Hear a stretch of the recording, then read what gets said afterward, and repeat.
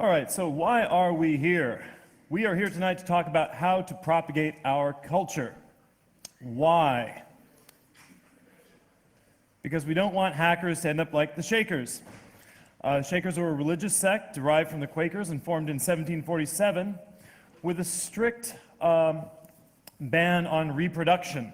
So it's really no surprise that as of 2009, there are only 3 Shakers left. In fact, when I Googled for Shaker, this was one of only 3 images that came up, and it's a Shaker cemetery.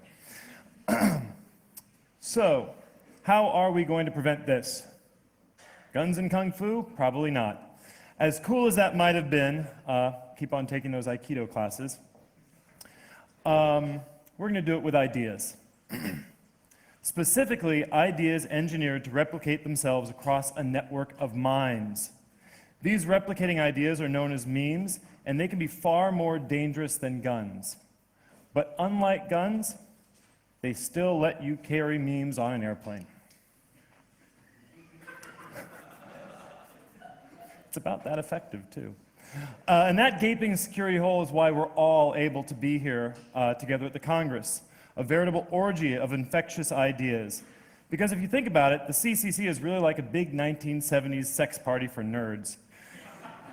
You've got Wi-Fi swapping, public key parties, questionable fashion, and when it's all over, some of you are going to go home with a few new viruses. Now, when I showed you that slide, how many of you heard this in your mind? Oh, what? Oh, well.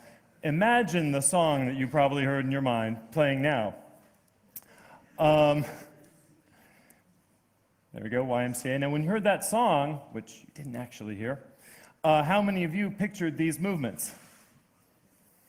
Yes. All right. So, evidently, that meme did not travel to Europe as powerfully as I thought it might have done. So, that is the power of a meme. Maybe it's not that powerful. At least this meme isn't. So, what the fuck is a meme? WTF is a meme. Yes, WTF is a meme. And here's another one. Both WTF and Ceiling Cat began as internet memes, and increasingly this usage of the word meme is the one that people are most familiar with. Internet memes even have their own conference now. But the term meme existed long before it became associated with lolcats and rickrolls. The word meme was coined by Richard Dawkins in his 1976 book, The Selfish Gene, in which Dawkins advanced a gene-centric view of evolution. Although gene-centric evolution was not a new concept, it was a selfish gene that most successfully and controversially popularized it. The gene-centric view of evolution makes a crucial differentiation between replicators, genes, and their vehicles, organisms. It proposes that we view the gene as the primary competitive unit of natural selection, rather than an individual or a species.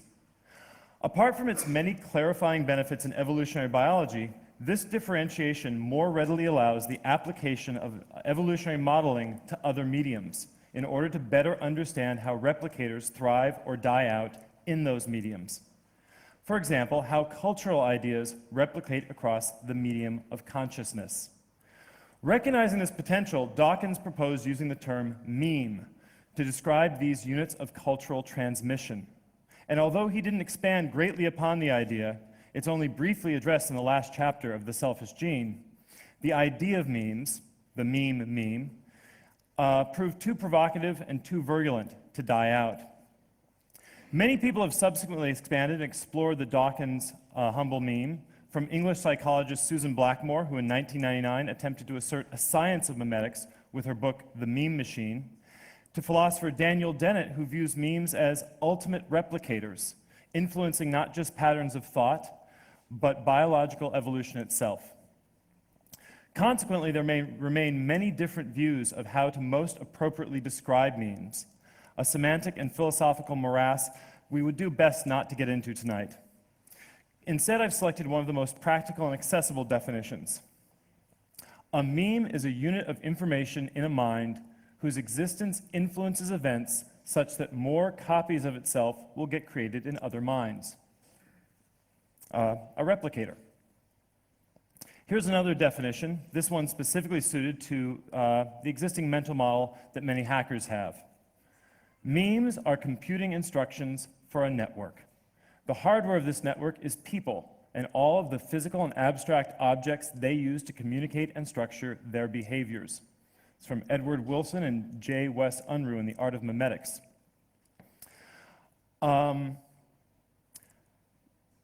Unlike genes, where we can point to a discrete physical object and say, that's a gene, that's a gene. Sorry, wrong gene. Memes are abstractions, concepts in the realm of metacognition, tools for thinking about thinking. This in no way diminishes their utility. Memetics remains a useful model for analyzing how ideas propagate. However, a brief caution about metaphors. While metaphorical models such as memetics can be useful tools, producing insights that can in turn be channeled into effective practice, it is important that one never become bound up by those models. A metaphor is merely one possible way of relating to reality. Anytime we impart too much faith in our metaphors, we become less agile. Always remember, the map is not the territory. So choose the metaphors that serve you, where and when they serve you. When conditions change, instantly abandon your model in favor of a more useful one. The enemy's gate is down. The title of this talk refers to memes as weapons in a culture war, an assertion that could easily be viewed as mere rhetoric. And while the term war is a particularly loaded one, and here I'm thinking of Ron Gongrip and Frank Rieger's controversial talk at 22C3, entitled, "We Lost the War," the fact remains that if memes are constantly in competition with one another, so then are the complex systems formed by many interrelated memes. In other words, culture. Whether we're aware of the process or not, whether we're actively participating in it or not, human minds are inescapably vectors of memetic infection. And while some of the memes we spread are compatible with those that they encounter in the minds of others, others decidedly are not. For example, there is no God but Allah, and there is no God. Such incompatibilities were once relatively limited in their ability to come into contact and conflict with one another. But this barrier no longer exists in our technologically hyperconnected world. All cultures are now exposed to the memes of the others, whether those memes are benign or toxic. No one chose this competition, and any more than we chose to participate in evolution. But it is taking place, and the resulting conflict is becoming increasingly violent and increasingly radicalized. It is impossible to step outside of this system of memetic competition, but it is possible to become more articulate about our roles in it. Unlike memes, which are mindless replicators, humans are conscious agents, able to make choices about which memes we propagate and in what fashion. Simply cultivating greater awareness of how our memes affect others is of benefit to all. Of course, I'm proposing that we do more than that. The monolithic cultural and economic systems that have arisen from 10,000 years of human civilization all share a core memetic foundation that is no longer sustainable. Competition, xenophobia, coercion, violence. These memes propagated because they once conferred a strong survival benefit to the minds that carried them. But despite the fact that the initial conditions that gave rise to those memes increasingly no longer apply, their grotesque descendants remain locked in a death struggle, blind and uncaring of the human suffering their conflict is causing. We must resist, actively and immediately. We must become agents of change, using every tool at our disposal to engineer memes that can not only survive in competition with those of the dominant culture, but thrive. Hackers, already adept at identifying and leveraging vulnerabilities in computer systems, are the ideal candidates to identify and exploit the memetic vulnerabilities of cultural systems. Culture war is memetic war, and the revolutionaries of the future must become adept memeticists. Revolutionary memetics is not advertising. Some of you may think, oh, this sounds a lot like advertising. Advertising is by its nature coercive, homogenizing, alienating, and exploitative. It exists to perpetuate the channeling of capital from many to the few. Revolutionary memetics aims to be non-coercive, individuating, actualizing, and altruistic. That is to say, for the benefit of all. Advertising manipulates consumers, imprisoning them in the cycle of desire. Revolutionary memetics aims to activate creators, freeing them to craft their own identities.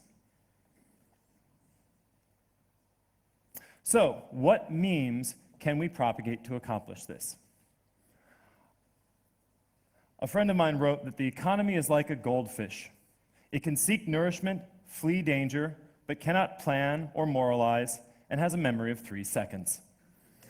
Thank you, David Fine. But it's so cute. In its current form, corporate globalization is provably unsustainable. Barring some technological singularity or a magic pony, it totally pees rainbows. It is simply impossible for every person on Earth to enjoy the same standard of living as citizens of the world's wealthiest nations currently do. This obscene disparity, what writer Arundhati Roy calls economic colonialism, has increasingly relegated the world's poorest nations to virtual slave states, laboring in service of the rich, making products that they will never be able to afford themselves. There are several outcomes possible from this. Permanent third world subjugation by the forces of empire, by the capitalist system, massive ugly revolution, or some form of war. I think we'd like to avoid all 3 of those. We must supplant this with alternate models before it reaches one of those end games. So we seek collaboration, not competition. We seek sustainability and then collaboration, not competition. The extent to which the internet has facilitated large-scale collaborative endeavors is nothing short of amazing. No less amazing is what these endeavors are revealing about humanity itself.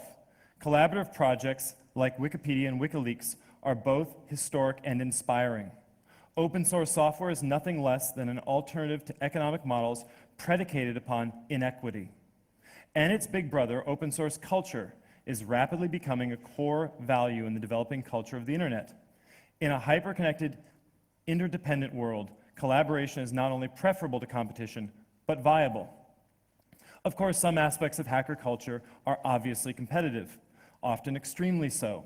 Everyone wants to know who's the smartest in the room, who got pwned, and who did the pwning, whose toaster makes toast, and who wound up with a broken toaster in their sleeping bag.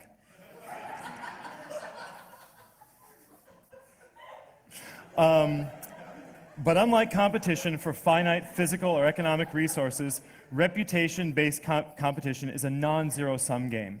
One individual's accomplishments do not diminish the amount of accomplishment available to others. Individuating, or actualizing if you're a Marxist. Off-the-rack culture, the dominant culture that has evolved out of the capitalistic system, provides a limited number of cultural identities.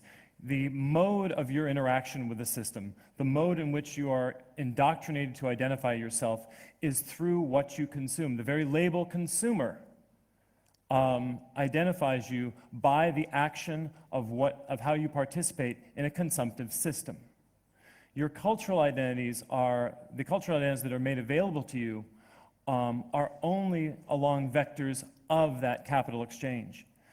Increasingly, you've seen subculture after subculture reach a point where it becomes marketable back to the next generation.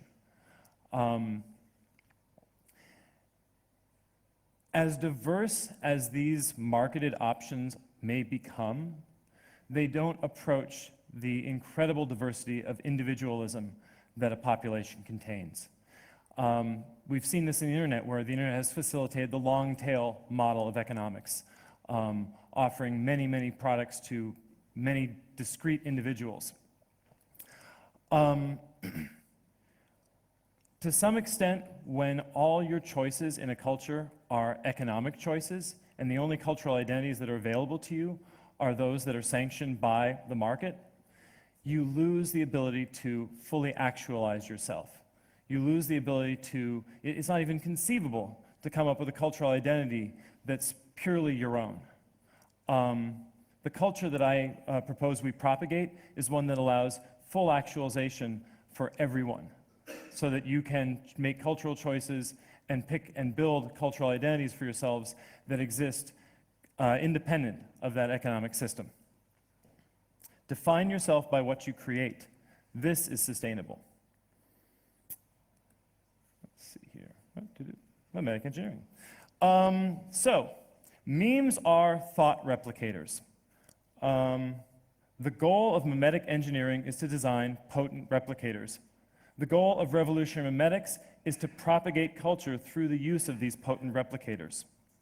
So how do we evaluate memetic potency? Susan Blackmore, Susan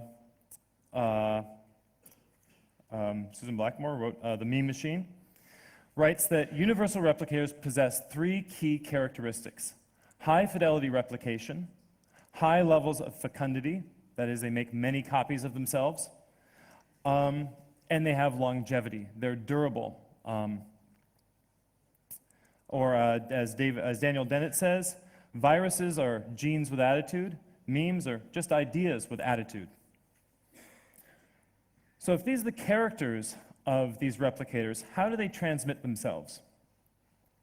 Aaron Lynch, in his book Thought Contagion, describes seven general patterns of memetic transmission. Quality of parenthood, an idea which influences the number of children one has. Children respond particularly receptively to the ideas of their parents, and thus ideas which directly or indirectly encourage a higher birth rate will replicate themselves at a higher rate than those that discourage higher birth rates. So this particular mode of transmission obviously would have had a benefit in early tribal populations, where in a limited resource system, or rather a limited scope system, if you were in competition with your neighbors for the resources of that area, you could propagate more children, you would become more powerful, you'd become more able to claim those resources and grow the most successfully as a culture than if you didn't propagate a lot of children. 2, efficiency of parenthood, an idea which increases the proportion of children who will adopt the ideas of their parents. Really, this is sort of within the family proselytizing. This is one of the most effective methods of transmitting memes. Proselytic, ideas generally passed to others beyond one's own children. Ideas that encourage the proselytism of a meme, as seen in many religious or political movements, can replicate memes horizontally through a given generation, spreading more rapidly than parent-to-child transmissions do.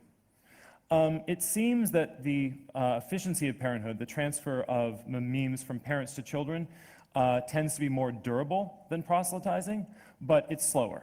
Proselytic movements can spread horizontally through the culture as opposed to only over generations like parent-to-child transfer. 4, preservational, ideas which influence those that hold them continue to hold them for a long time. Ideas which encourage longevity in their hosts or leave their host particularly resistant to abandoning or replacing these ideas, enhance the preservability of memes, and afford protection from the competition or proselytism of other memes. A key preservational meme is fundamentalism. Adversative, ideas which influence those which hold them to attack or sabotage competing ideas and or those that hold them. Adversative replication can give an advantage in memetic transmission when the meme itself encourages aggression against other memes. Cognitive, ideas perceived as cogent by most in the population who encounter them. Cognitively transmitted memes depend heavily on a cluster of other ideas and cognitive traits already widely held in the population, and thus usually spread more passively than other forms of meme transmission. Memes spreading cognitive transmission do not count as self-replicating in Lynch's view. And motivational, ideas that people adopt because they perceive some self-interest in adopting them. Strictly speaking, motivationally transmitted memes do not self-propagate, but this mode of transmission often occurs in association with memes self-replicated in the efficiency parental, proselytic, and preservational modes. Let's talk briefly about a couple of these. Efficiency of parenthood. Freaks must breed. The fastest growing population right now on the planet is the Amish, strangely enough, with an average of 6.5 children per family. How many of you have seen Idiocracy? Yeah, all right. The movie proposes that what's going to happen, or what might happen, is that as highly educated people choose not to breed because of it's such a responsible, we would have to think about that for a while. We'd have to really prepare and get ourselves ready for that decision. And we're not sure if we're economically in the right state to bring our children into this world, whereas the idiots of the world just breed and breed and breed. So they take that general idea out to a ridiculous extreme. That's sort of horrifying, and for any of you who've seen the movie, it's a little bit too close to home for comfort. If the Amish can do it, surely we can do it. Too many people...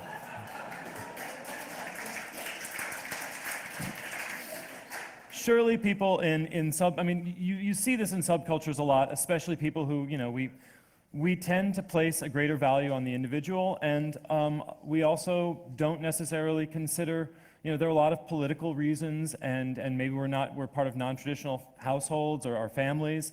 There are a lot of reasons, a lot of impediments to very esoteric subcultural breeding. We don't, particularly as, speaking broadly about our subculture, we don't typically value having this many children as the Amish do.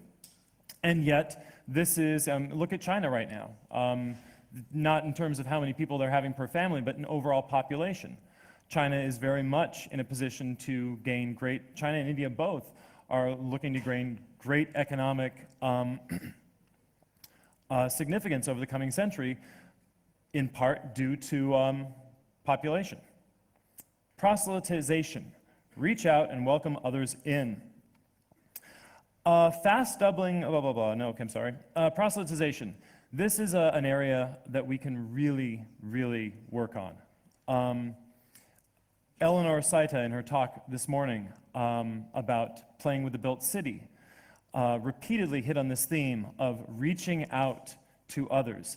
If a cultural movement or a subcultural movement only stays within its narrow boundaries, if we wait for others who we deem like us enough or cool enough for us to share our ideas with, if we wait for them to decide to sort of come into our door, our culture is not going to spread. Cultures and systems that value proselytization or evangelizing are going to grow more rapidly than we do. Remember, too, that we're in cultural competition against systems that don't necessarily require some of the precursors that we have.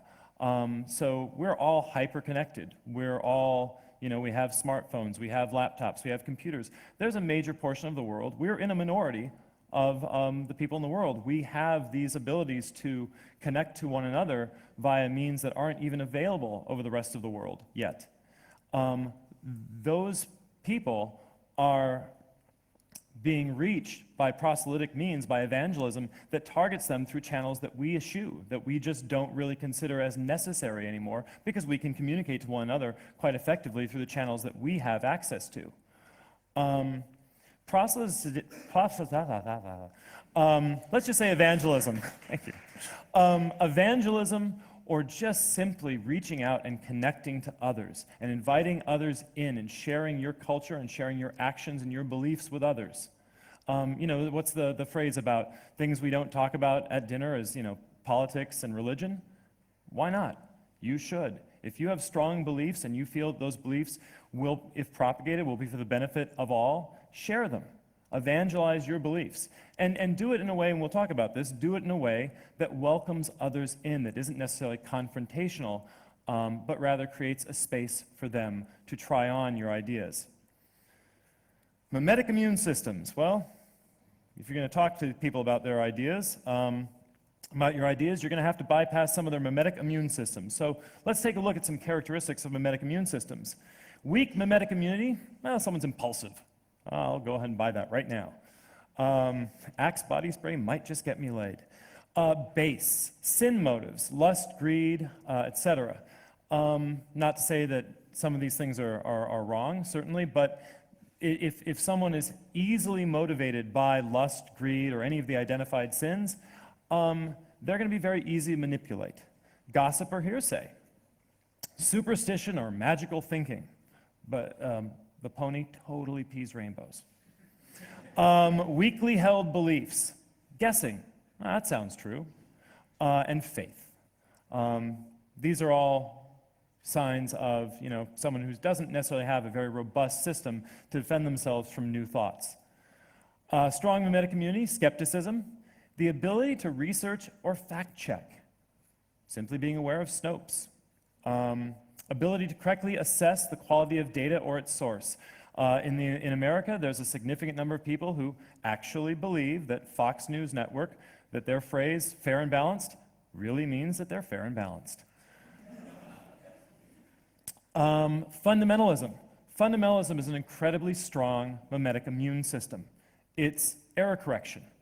Fundamentalism in a religious system, for example, says that if you are the best, purest type of believer in this system, if you're following the letter of the law, and if you want to be part of this system, you will follow the letter of the law. That you won't take into account any other options, any other alternate interpretations. You will follow these rules strictly and adhere to them with no question.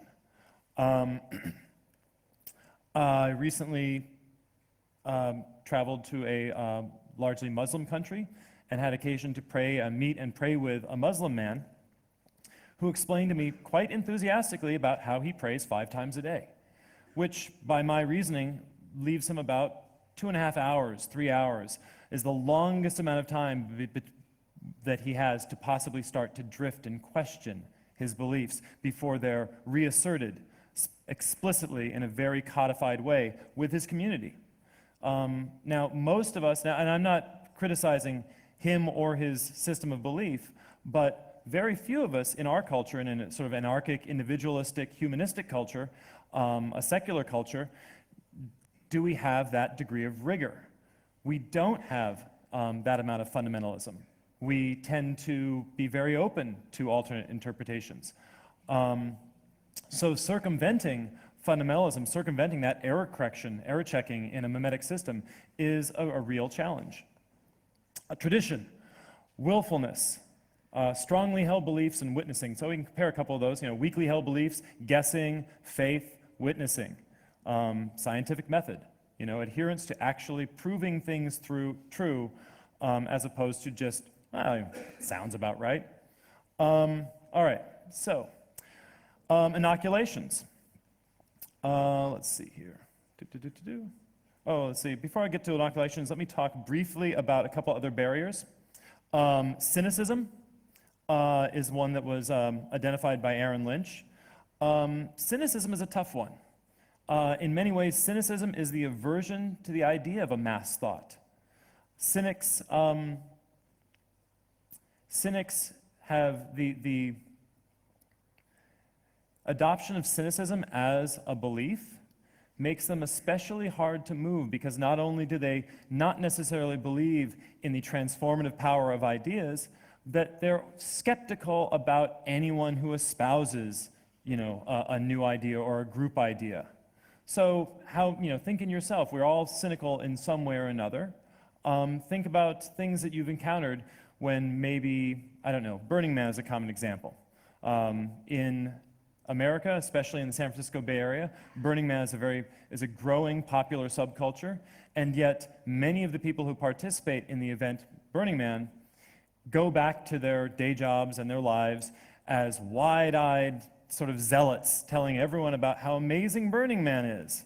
And so for people who haven't been to Burning Man and who don't really feel like they're represented by the types of people they've seen go to that event, this talk just seems a bit off-putting. I go to Burning Man. I've been going to Burning Man for 15 years, and it makes me a little bit uncomfortable. That wild-eyed zeal. Cynicism is hard to move past, and it's something we need to be aware of. See, age. Lynch also observes that people are more receptive to new ideas at a younger age and more willing to act out on those ideas when they encounter them. This is not always true, of course, but as he observes, there's an increased social cost sometimes to acting out on transgressive or esoteric beliefs the older you get. So in general, there's a trend towards conservatism in behavior and a rigidity of belief as most people age. In credentialing, the credentialing system in academia, which is another barrier that largely is now starting to be undermined by collaborative open source culture. But for a long time, you couldn't have an academic opinion, you couldn't have an opinion on certain subjects propagate without having credentials, without having certain letters after your name. So some of the counters to those barriers that I might suggest are valuing enthusiasm or imparting a renewed sense of agency as a counter to cynicism. Valuing lifelong advocacy or radical transparency regarding one's beliefs as a counter to the decreased proselytizing with age. And valuing open source culture and using the tools of algorithmic content moderation like Slash.karma and Google PageRank and just the Wikipedia editing system as an alternative to credentialing. These systems are still being designed. Some of you are probably designing them. And obviously they all have some flaws, but it's definitely a more egalitarian approach than simply the very limited credentialing system. Also consider the internet and online social networking as an amplifier for our evangelism, effectively increasing an individual's memetic reach while circumventing at least some of the previous social barriers to proselytization. So, memetic inoculations. Let's look at those. Intentionally introducing a meme, but in a weakened or non-viral form as a defense against future exposure to the real thing. For example, linking the anarchism meme with destruction, immaturity, violence, impracticality. Once an inert form of the meme has been successfully introduced to a mind, future attempts to introduce a different form of that same meme will be much more challenging, as they not only have to circumvent the host's normal memetic immune systems, but the associations introduced by the inoculation. Again, in the US, the idea of anarchism is not, this is what most people think of in our culture when they hear the word anarchism. They do not think of it as a viable system of political thought. They do not think of it as collaboration or consensus. They have been successfully inoculated with this idea, this association of anarchism with youth, immaturity, and destruction. So to propagate any of the values of the anarchist viewpoint in the West, you have to first circumvent this, and it's a really strong, I mean, for a lot of people, these sort of images are not inspiring, they're quite terrifying. It's a good fun. Who has the marshmallows?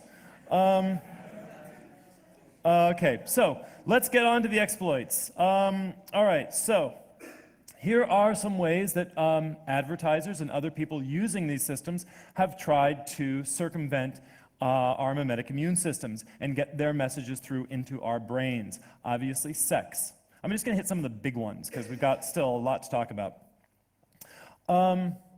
Here's an ad by the body wash Axe. It took a second, didn't it? All right, primal human desire, deriving from a strong genetic motivation, genes being the core replicators of all life, it follows that the sex meme, the concept of sex, sexual attraction, desire, the sexual act itself, would be one of the strongest, most fundamental memes. Since humans began advertising products to one another, countless ideas have been associated either directly or indirectly with sex. Now, one of the problems with pairing your meme, the idea that you want to transmit with a strong primal meme like this, is that the pairing is never going to be that strong. You might be able, through an advertisement like this, to, for a short time in someone's mind, make a connection between sex and Axe body wash. But the next time you ask them, hey, describe what comes in your mind when you think about sex, they're going to describe sex. They're not going to describe Axe body wash, because the sex idea in their mind is so much larger and deeper that association doesn't work the other direction.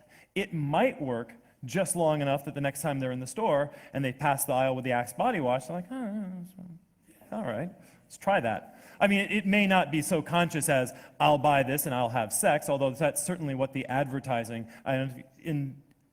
in America, some of the recent television ads for Axe have literally been, I wish I had one to show you, literally have just been two people having sex. And at the very end, totally naked, with what you can show on primetime television, and then right at the end, Axe body wash. That's just it, just sex. Nothing more than that. So they've really kind of finally just gone there. But this works well for advertisers. They don't care that that pairing is not durable, because in a few weeks or a month, when you really realize you're just having the same amount of sex you were having before, and that the body wash didn't help, you're vulnerable again to another similar pairing. And it can be for this again, or it can be for another product. So they actually don't, the fact that that's sort of fluid and sloughs off over a short amount of time serves advertising and the capitalist system really well. Let's see here. Power. The desire for agency in the world, an aspirational meta-meme. The desire for power encompasses the desire for all the tokens and manifestations of power: money, status, class, and of course, sex. This is the Machiavellian meme. The uneducated man wants to fuck, the educated man seeks to rule the world, knowing that by doing so, he will get to fuck as much as he wants. As Henry Kissinger once said, power is the ultimate aphrodisiac. A reasonable argument can be made if, for the Marxists in the audience, that given that Marx asserted that every interaction is an economic interaction, and all economic interactions are power interactions, that basically every memetic lever, every memetic motive comes back to being a power motive at some root level.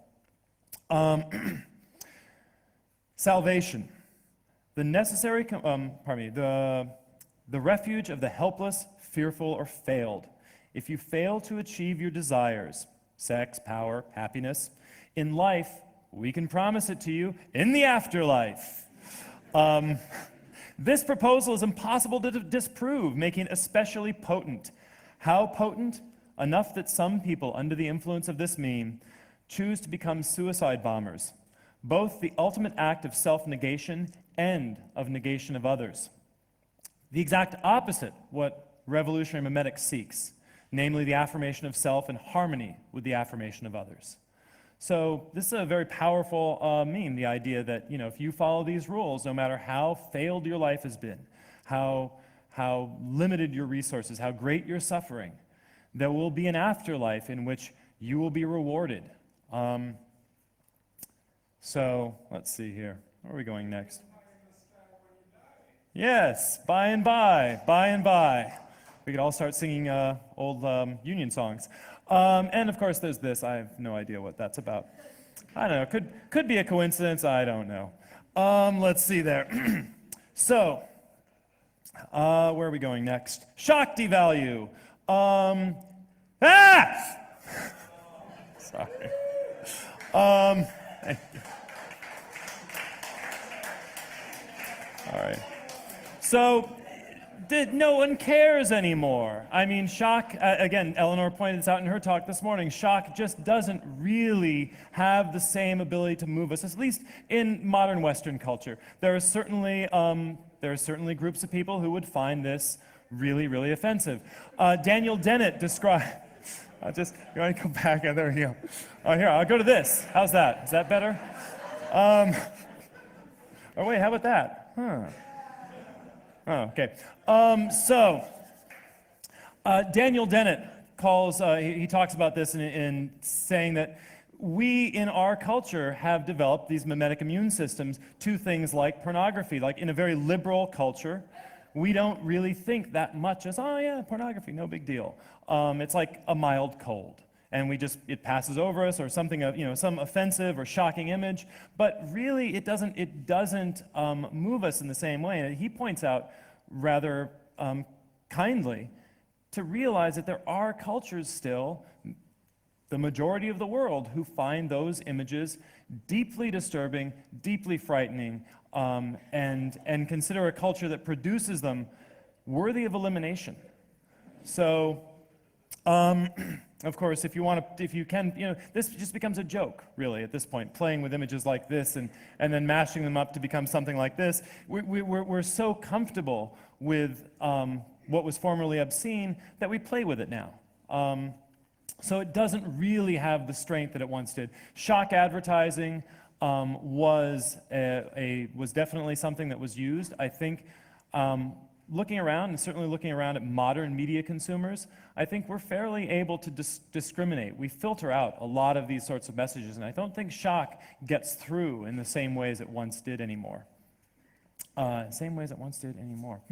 right, so moving on. Branding. The most prevalent mode of increasing memetic visibility in a hyper-connected world is branding. Edward E. Wilson and J. Wes Unruh write, at its heart, branding, or as they refer to it, sigilization, they're Discordian memetic magicians, is a technique of encoding memes for network distribution. At its heart, sigilization is a technique of encoding memes for network distribution. Iconification creates a cognitive space for the viewer to identify with an idea. The more iconic a meme is, the more universally infectious it becomes. This universality comes at a cost, however, the loss of specific meaning. Consider a global brand such as Coke, where the product being sold, fizzy sugar water, has become nearly irrelevant to the brand experience being sold. What Zay Frank calls an emotional aftertaste. That's how he refers to brands. When a symbol unmoors itself from what it symbolizes, it loses meaning. It becomes ineffective. That's Arundhati Roy. Thanks to the pervasiveness of modern advertising and a century or two of branding, people are now exposed to a phenomenal number of brands every day, with each brand meaning less and less. This makes branding a relatively weak mechanism of initial memetic transmission. And although brands can still be a strong ongoing identifier, their power is nothing compared to that of direct experience.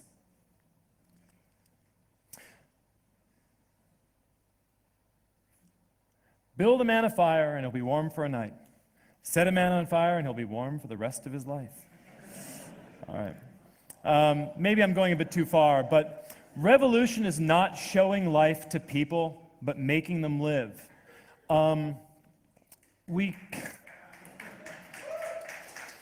We confer special value to our own experiences in a place that advertising and many of these other memetic splices can't reach. I suggest that one of the best things that we can do as revolutionaries is try to create the spaces, create context, create experiences where people can experience life for themselves. Don't tell them how to live.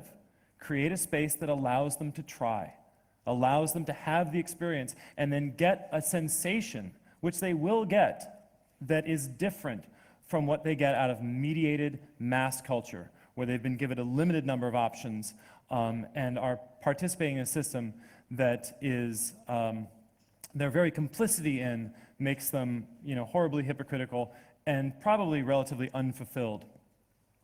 True revolution must be experiential, not academic or dogmatic.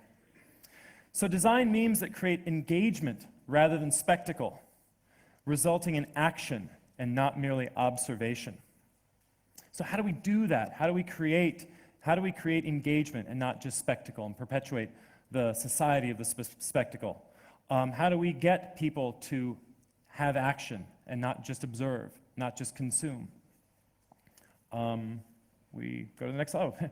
No, this is not how. This is certainly one manifestation of that.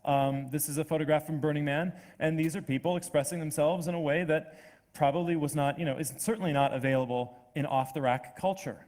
Whatever this identity is, I don't even know what that is. All right. John Evans, who goes by Resendi online, suggests that Burning Man is a testbed for a post-scarcity future. And I'll get into what that means in a minute. Consensus defines context. So Socially, context is suggested by design, architecture, decoration, sigils, but defined by consensus. For example, consider a church and a nightclub. In a church, people tend to behave with quiet reverence, whereas in a nightclub, people are louder and more animated. They are more likely to dance, become intoxicated, and make sexual advances, all behaviors that they would likely not adopt in a church. And yet both a church and a nightclub are fundamentally merely boxes. There are some architectural differences between them, of course, but these are merely there to suggest the context. That is, to give the people the cues necessary to remind them how to behave in a space. But those cues do not define the context. Rather, shared behavior does. In 2000, I built an art project in the Black Rock Desert at Burning Man, where we created 108-foot tall wooden dominoes, which we intended to leave out for people to stand up to. These are each, taller than a person. We intended to leave them out so that people could play with them, make sculptures from them, play games of dominoes, stack them up, knock them over. This gives you some idea of the size. About 2/3 of the way through the event, an 80-mile-an-hour windstorm came and lifted all of our dominoes and took them into a neighboring state. Luckily, we were downwind from the city, so no one was killed by a giant flying domino. In the space that was left, we had about 7 dominoes left over, and we turned one aside, and just in our sort of stunned awe at what had just taken place when the dust had cleared, we started drinking ourselves, and then some people came up and said, "Hey, what is this?" I'm like, well, it's a bar. We're drinking, it's a domino bar. What does it look like? We have drinks, it's a bar. Really? Okay, well, I'll have a beer. And then a few more people came up, and a few more people came up. And by the end of the first night, we had about 30 people drinking at our little domino bar. I went to my car, and I got the only CDs that I brought with me, which are all jazz music, as it happened. And I put on some old Billie Holiday CDs. And all of a sudden, it became a little cozy jazz nightclub. We had no roof, we had no walls. But the next night, people came back and acted like they were regulars. And they showed up in women came back in evening gowns, and guys started to dress a little spiffy and put suit jackets on. And the whole thing suddenly became this amazing interactive collaborative performance between all the people that chose to come to it, with no one ever actually saying, okay, here's the plan. And by the third night, even by the second night, you could just step back and look, and what you saw were a bunch of people in a little smoky jazz nightclub. And it existed, and it had this amazing realization that in every way that mattered, that was a jazz nightclub. We didn't have the walls, we didn't have the furnishings or the lights, and if it had rained, we would have probably all ended up going home. But by crafting consensus between a certain critical mass of participants, and for this particular experience, it was about 10 or 12. When it started, somewhere above there, 15 people, 20 people, all of a sudden it wasn't just you and your friends playing make-believe. It was an actual dynamic social space that could have people leave it and enter it without you doing anything, and it perpetuated the context that had been adopted by the participants without any direction. So, how do we do this? How can we take this lesson and bring it out into the world? Context hacking. Eleanor was talking about this. Some of you may be familiar with this. Is some types of actions are like flash mobs. Eleanor spoke about one that we did in San Francisco twice this year, once about 8 months ago and once last month at Noisebridge. And it was the BART Swings project. Whoops. In this project, we went down to the subway system in San Francisco, and we placed a series of these red wooden swings in the BART cars. The BART is our subway system. And this is Audrey Penvin, who'll be giving a talk on photography tomorrow. This, as Mike Burstein, the creator and organizer of this idea, said, this is easy to do. It's easy to go into a subway system, hang up a train, and have one of your friends sit and swing on it. This is a lot harder. I have no idea who he is. It's just some random commuter, and look how happy he looks. You're like, I'm on a swing. Yay! I mean, I see a 5-year-old boy in his eyes. And so the way this happened was through that proselytization, that opening of reaching out to others, not just making this for us, for the cool kids, a little hip thing that we're doing on the BART trains. The way this particular action was structured was that a group of actors, of shills, got on 1 or 2 stops earlier, looking relatively normal, and then the rest of us came on, hung up the swings, and left. So the transgressors, the people who were doing the wrong thing, I mean, had we come in and just sat down on those swings and started swinging on themselves, which we could do, there's no real security in the BART system. I mean, there is. If you're black, you'll get shot. It's true. No one would have joined in. They would have immediately had an understanding of what the situation was, a familiar dynamic, and would have been able to use their immune system to kind of wall us off. Like, oh, they're breaking the rules. They're whatever justification they're going to use for shutting you out. They might even report you. They may even get on their cell phone and call security.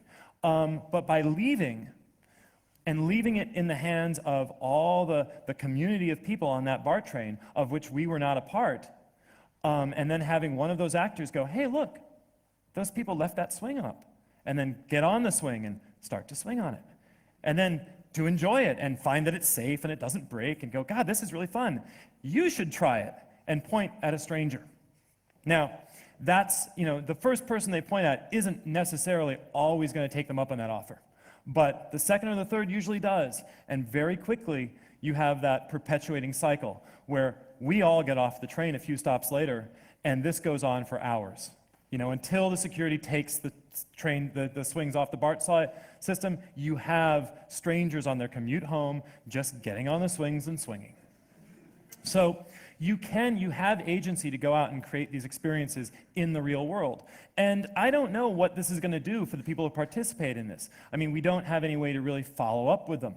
But what we did is we created a space where, by shaping that context, shaping that consensus, it was okay to try this. They would have never thought to do this on their own. They probably wouldn't have tried it had we come in and just done it ourselves.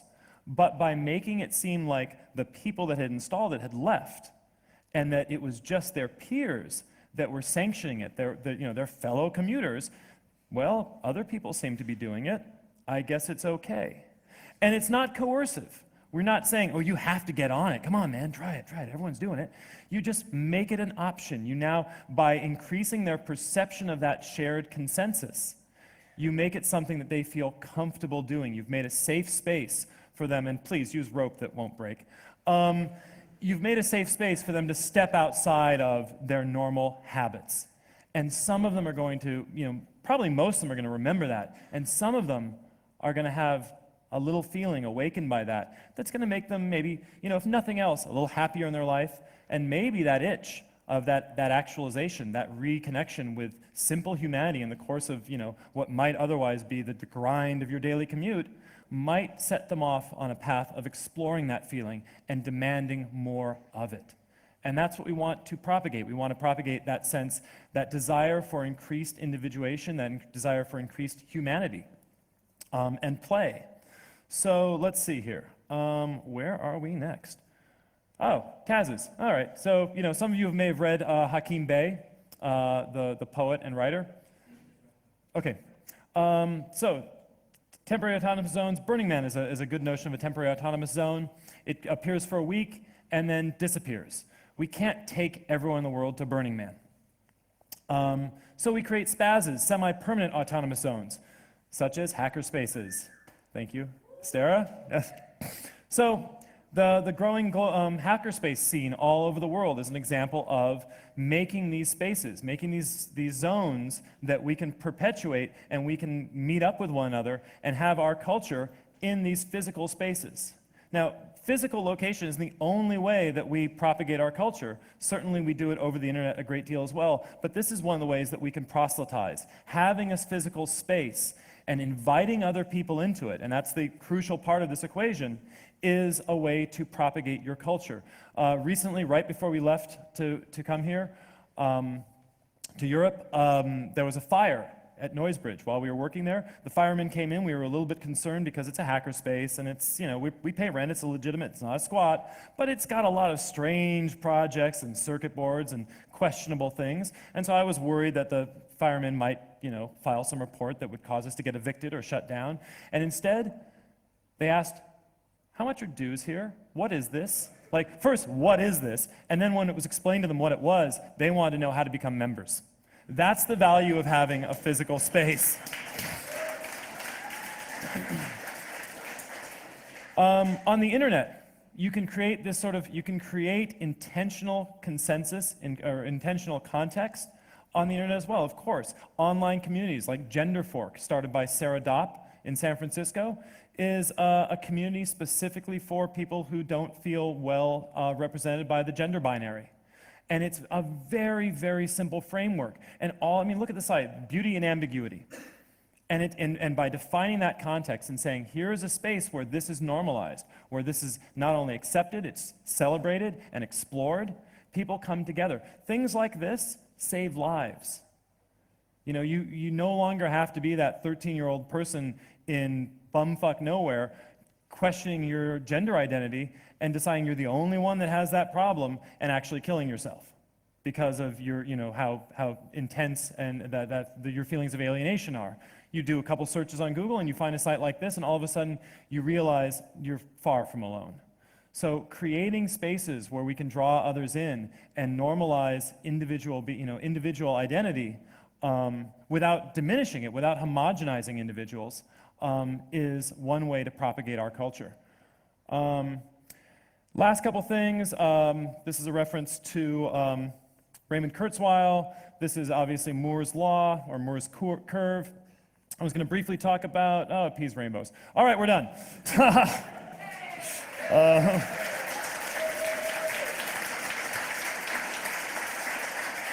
Peas, rainbows.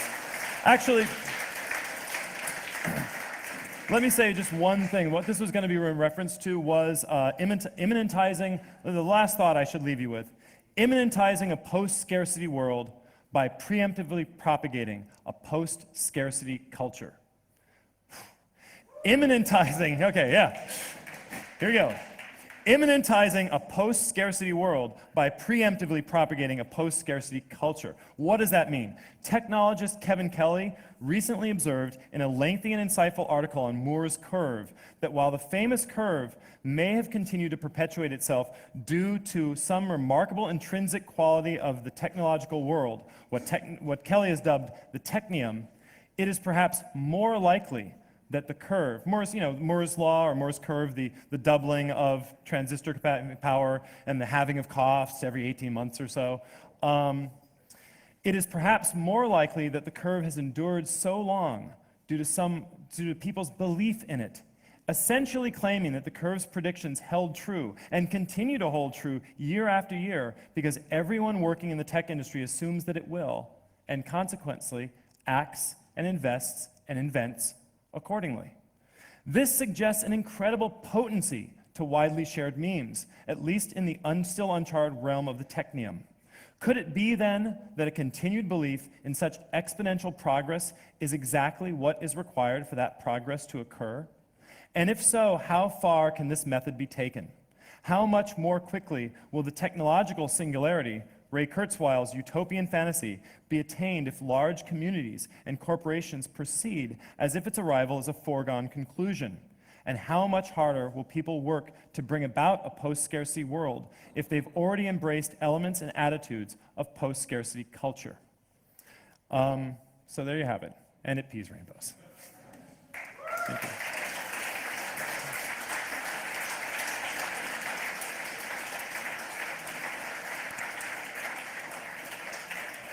Do we have any time at all for any Q&A? Does anyone have questions, maybe? Please come forth to the microphones. Yes, it's not really a question, but an announcement, because I know that Simon wouldn't have done it for himself. We already have the Freaks Must Breed t-shirt on Spreadshirt, just follow. Just follow Simon Columbus on Twitter, and there he posted the spreadsheet link for it. That's it.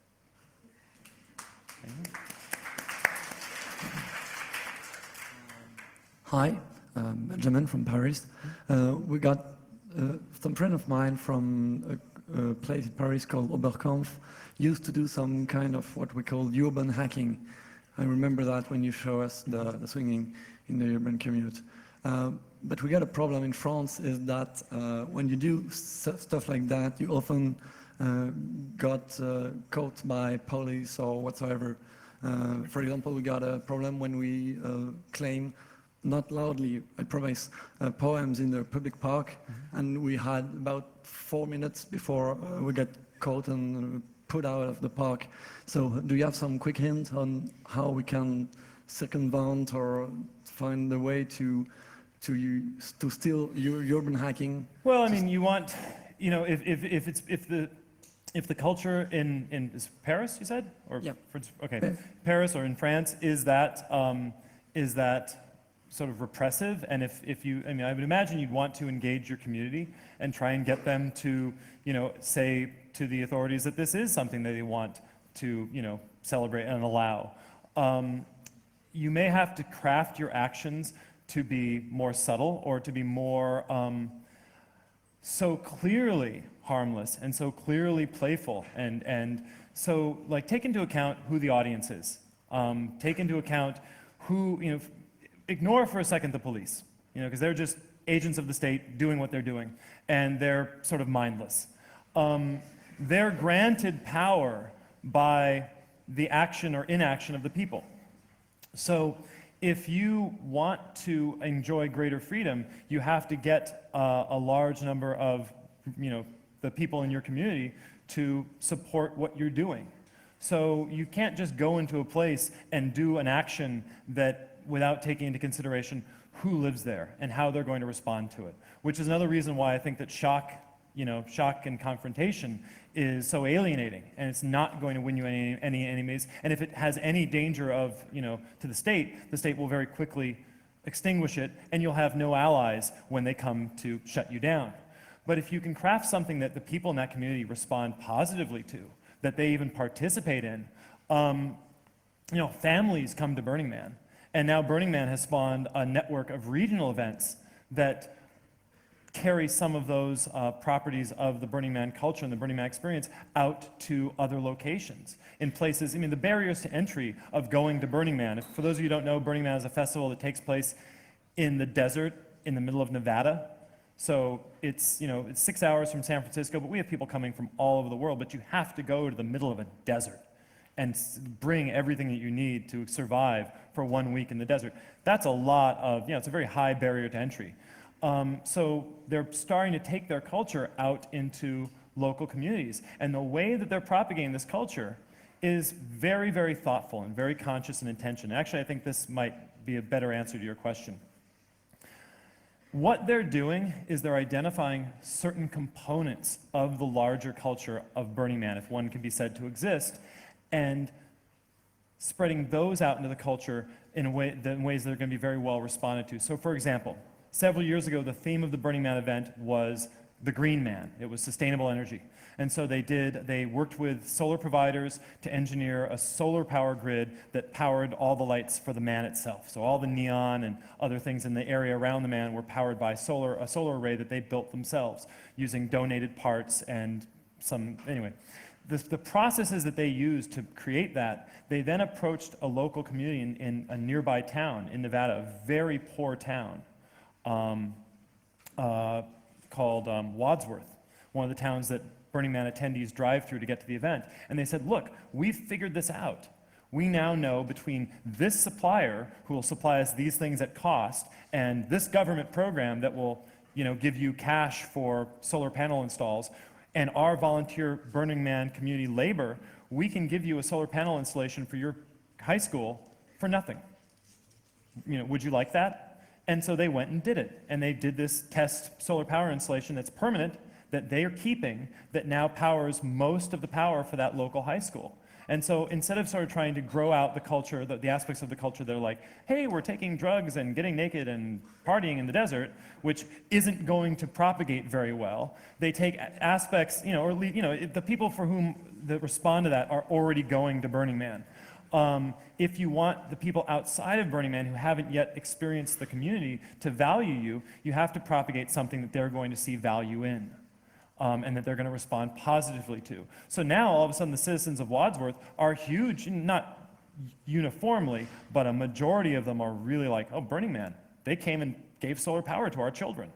So, you may have to choose what your actions are. They don't need necessarily always be, even art, even playful art actions like Bart swings may be seen as confrontational. So what are ways that the community that you're a part of, what can you propagate to your community that they're going to value and embrace, and then think more highly of you, so that when you do something that the police are going to try and shut down, you have community support that says, no, these are part of our community. You can't do that to them. We appreciate what they're doing and how they're contributing. So there's an idea. Oh. Okay, thank you. We will try it. Okay. Thank you very much. Try solar power in France, and then swings. Yes. I think we're 15 minutes overdue. Yay. Okay. Thank you, Aaron.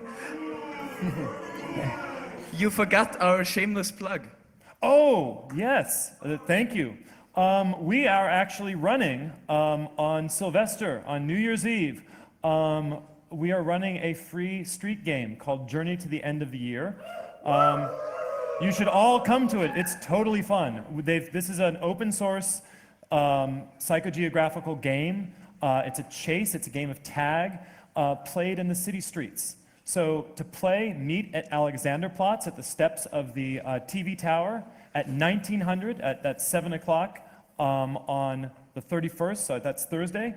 And the website is totheendofthenight.com, that's T-O-T-H-E, and totheendofthenight.com. There are flyers all over the Congress, but you should really consider coming to it if you're interested in any of these sorts of things. It's a fun context hack. If you live in Berlin and are familiar with the city, playing this game is a really wonderful way to experience the city through a different perceptual lens and to shift your own relationship with your landscape. And if you're unfamiliar with Berlin, it's a really great adventure to come to a city that you don't know and then be asked to navigate a series of checkpoints on a map while not being caught by people trying to chase you down.